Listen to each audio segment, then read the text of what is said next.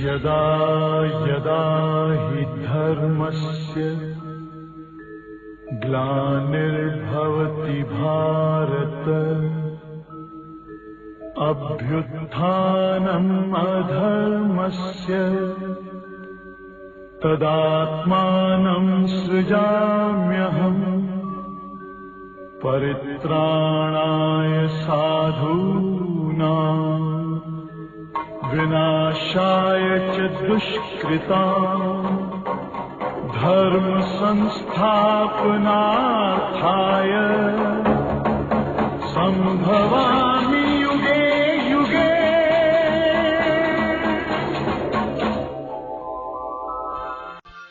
जब जब धर्म की अति ग्लानि होती है तब तब मैं अधर्मों का विनाश कर एक सत्य धर्म की पुनर्स्थापना के लिए प्रत्येक ऐसे युग में इस सृष्टि पर अवतरित होता हूं। यहां पर यह बात विचारणीय है कि अति धर्मग्लानि का समय द्वापर युग है या कलयुग, क्योंकि जब परमात्मा ने अधर्म का विनाश कर सत्य धर्म की स्थापना कर दी तो निश्चित ही उसके उपरांत श्रेष्ठ दैवी संपदा युग आना चाहिए। लेकिन सृष्टि चक्र के अनुसार देखें तो और ही घोर पापाचार जनसंख्या वृद्धि का समय कलयुग आ गया। यहां पर समय चक्र के आधार पर भी हम आपको समझाने का प्रयास करेंगे कि प्रकृति के 5 तत्व जिनसे शरीर और अनेक पदार्थ निर्मित हैं, वे सभी सतो रजो तमो 3 अवस्थाओं से गुजरते हैं, जिसे हम विज्ञान की भाषा में लॉ ऑफ एंट्रोपी भी कहते हैं। अर्थात हर प्रकृति जनित वस्तु पदार्थ नए से पुराना होता है और प्रकृति का प्रभाव पुरुष अर्थात आत्मा पर भी उसी क्रम में निश्चित रूप से आता ही है। युगों के चक्रों को आप देखें, सतयुग, त्रेता, द्वापर, कलयुग।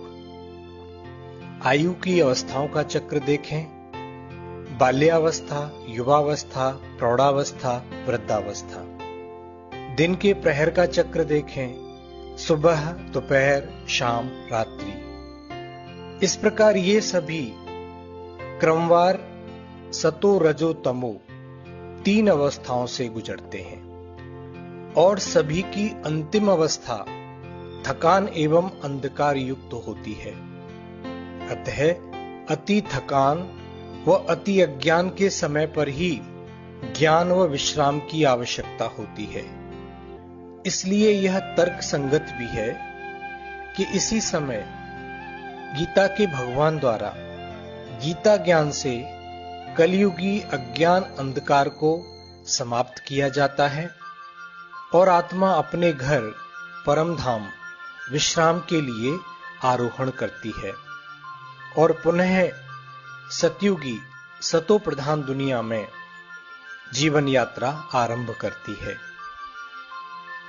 इसी संदर्भ में भक्ति मार्ग में भक्तों ने भगवान से प्रार्थना भी की है, असतो मा सद्गमय तमसो मा ज्योतिर्गमय मृत्युर्मा अमृतगमय। इस प्रकार गीता ज्ञान देने का समय कलयुग का अंत और सतयुग के आने से पूर्व का समय ही हो सकता है, जिसे हम पुरुषोत्तम संगम युग कहते हैं।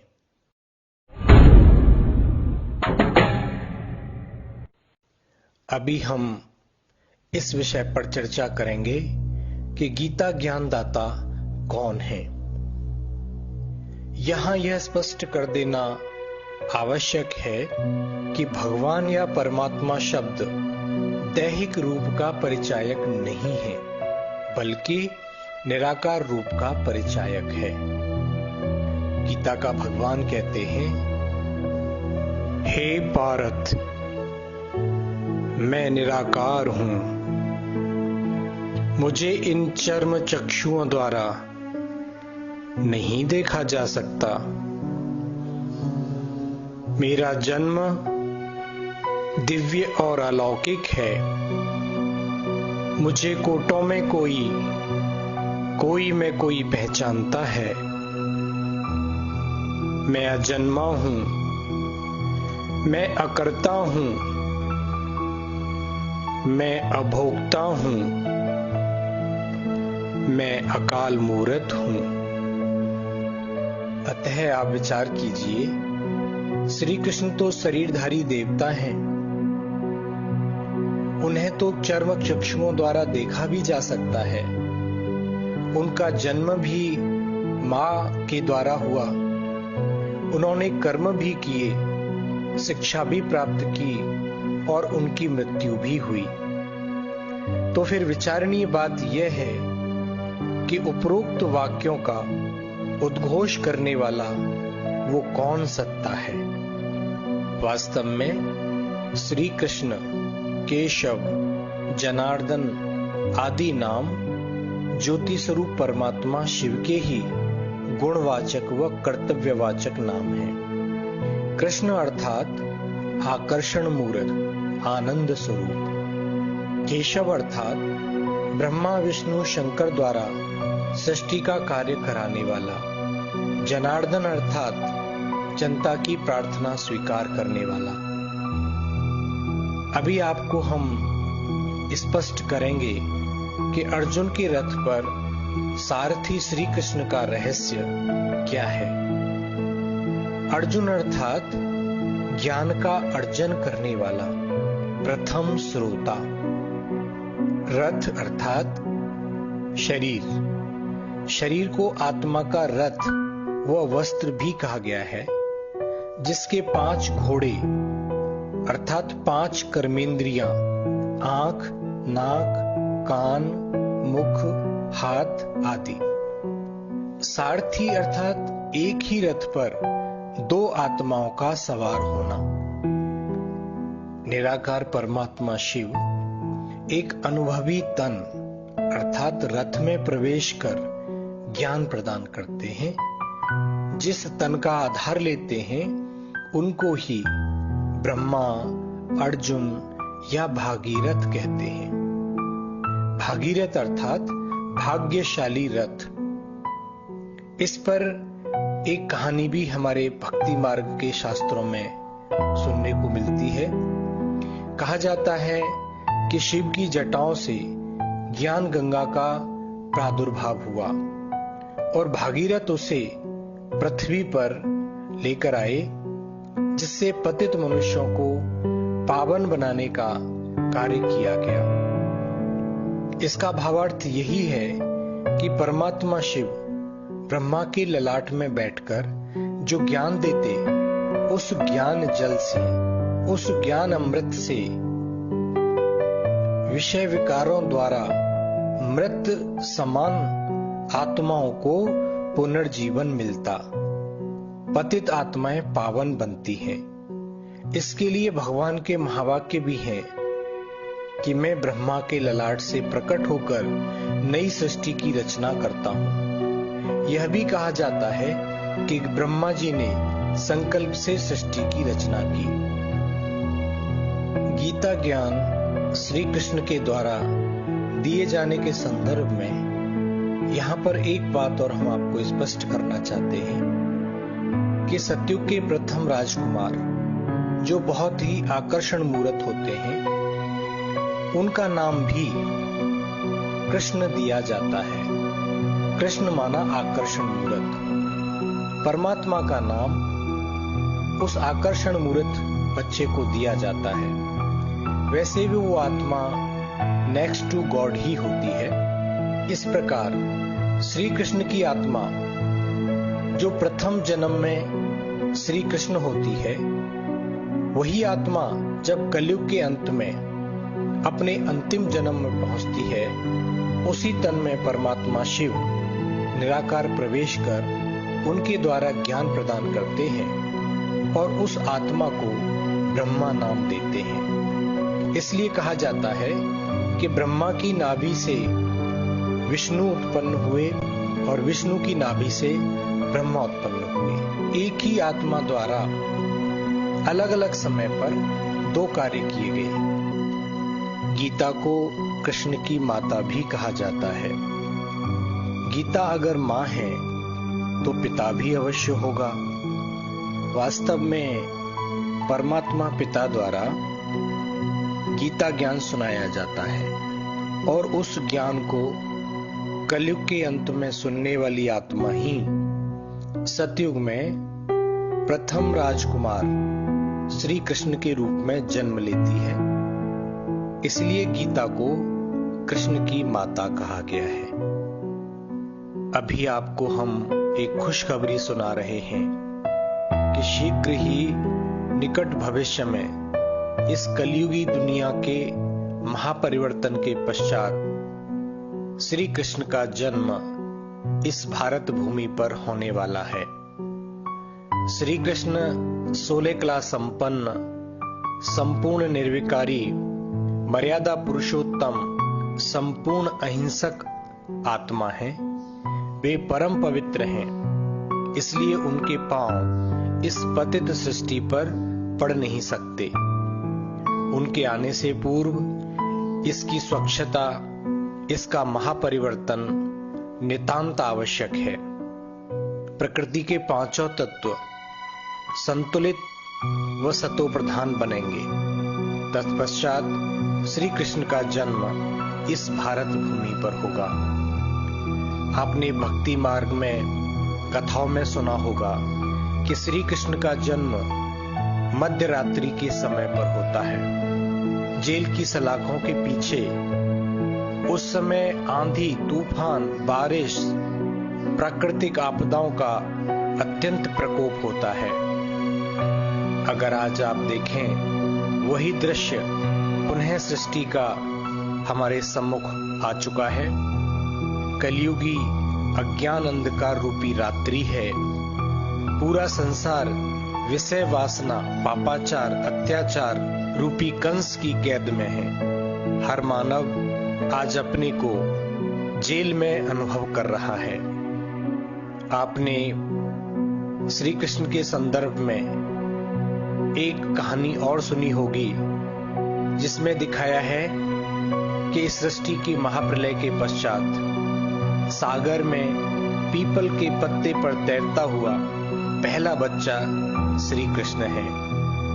तो आज वही समय पुनः हमारे सम्मुख आ पहुंचा है। सतयुगी दुनिया के प्रथम महाराज कुमार पुनः इस भारत भूमि पर अवतरित होने वाले हैं। ओम शांति शांति।